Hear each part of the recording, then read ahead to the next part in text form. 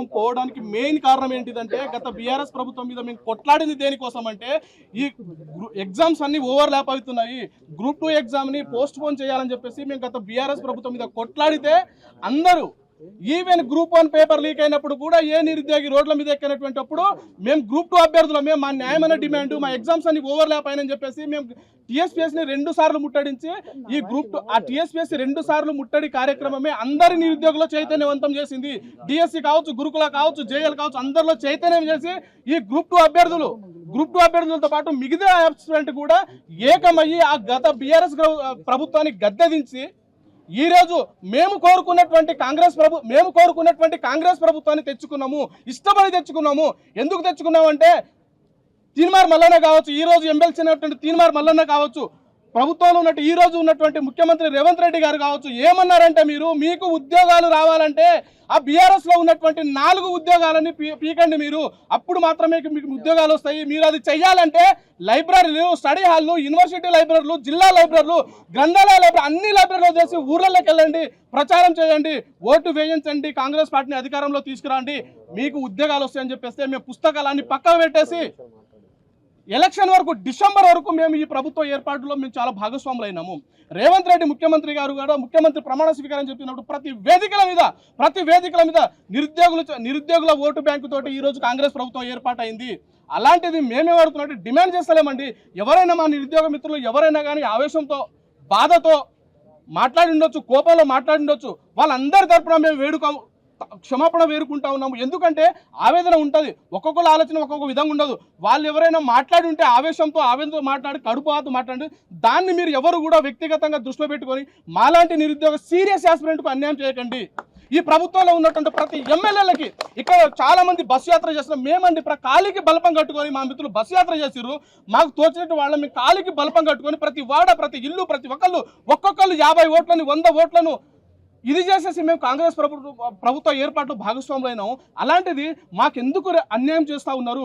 మరి ప్రభుత్వానికి ఎవరైనా మిస్గైడ్ చేస్తున్నారా, లేకుంటే అధికారులు ఎవరైనా మిస్గైడ్ చేస్తున్నారా మాకు అర్థం కావట్లేదు. కానీ రేవంత్ రెడ్డి గారే ప్రెస్ క్లబ్లోకి వచ్చేసి గ్రూప్ 2లో ఉన్నటువంటి పోస్టులను ఇప్పుడున్నటువంటి పోస్టులను పెంచి ఎగ్జామ్ నిర్వహిస్తామన్నారు.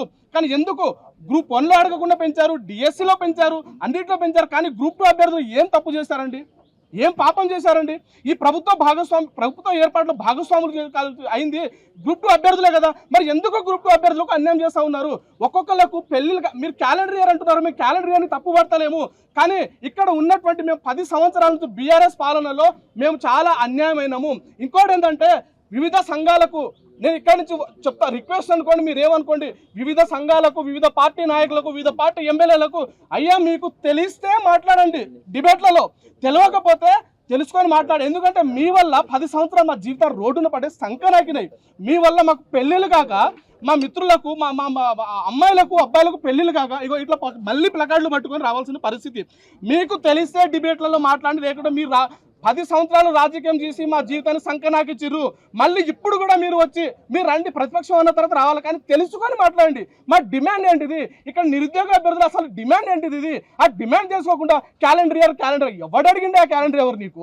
తర్వాత వేసుకో క్యాలెండర్ ఇయర్ అంటే మళ్ళీ మీరు క్యాలెండర్ ఇయర్ వేస్తే మళ్ళీ ఇంకో సంవత్సరం వెయిట్ చేయాలా? అంత ఓపిక లేదు. మాకు పెళ్ళిళ్ళు కాలేదు, మాకు తెల్ల వెంట్రుకలు పడతా ఉన్నాయి. కానీ మేము అడిగేది ఏంటంటే ఒకటే డిమాండు, గ్రూప్ 2, గ్రూప్ 3 పోస్టులను పెంచి ఈ గ్రూప్ 2 ఎగ్జామ్ని డిసెంబర్లో నిర్వహించండి. అది కూడా డిసెంబర్లో ఎందుకు నిర్వహించండి అని అంటున్నామంటే గ్రూప్ 2, గ్రూప్ 3 సేమ్ సిలబస్ అండి. కామన్ సెన్స్ ఉన్నటువంటి అభ్యర్థికి, తెలివి ఉన్నటువంటి అభ్యర్థికి ఎవరికైనా అర్థమవుతుంది. గ్రూప్ 2, గ్రూప్ 3 సేమ్ సిలబస్ అండి, సేమ్ ప్యాటర్న్. ఈ 2 ఆగస్టులో ఎగ్జామ్ పెట్టి గ్రూప్ 2 ఎగ్జామ్ పెట్టి నవంబర్లో మళ్ళీ గ్రూప్ 3 ఏందండి? ఆగస్టులో గ్రూప్ 2 ఎగ్జామ్ రాసినటువంటి అభ్యర్థి నవంబర్ గ్రూప్ 3 వరకు వెయిట్ చేస్తాడా చేయడా? ఒక్కసారి ఆలోచించండి. చేస్తాడు. కానీ అశోక్ నగర్ లో ఒక ఫేక్ బ్యాచ్ తయారైంది. ఆ ఫేక్ బ్యాచ్ ఎవరంటే గవర్నమెంట్ ఉద్యోగులు. వాళ్ళు ఆగస్టులో పోస్టు పెంచకుండా ఎగ్జామ్ పెట్టాలి అంటున్నారు. ఎందుకంటే వాళ్ళకి ఆల్రెడీ సెక్యూరిటీ ఉందయ్యా. మాకు ఏ సెక్యూరిటీ లేకుండా ఇలా ప్లకార్డులు పట్టుకొని ఈ లైబ్రరీలో మేము 5 రూపాయల భోజనం తింటూ ఉన్నాము. వాళ్ళకు మహా అంటే 3-4% ఉంటారు. వాళ్ళ కోసము మా జీవితాలని ఆగం వేయకండి.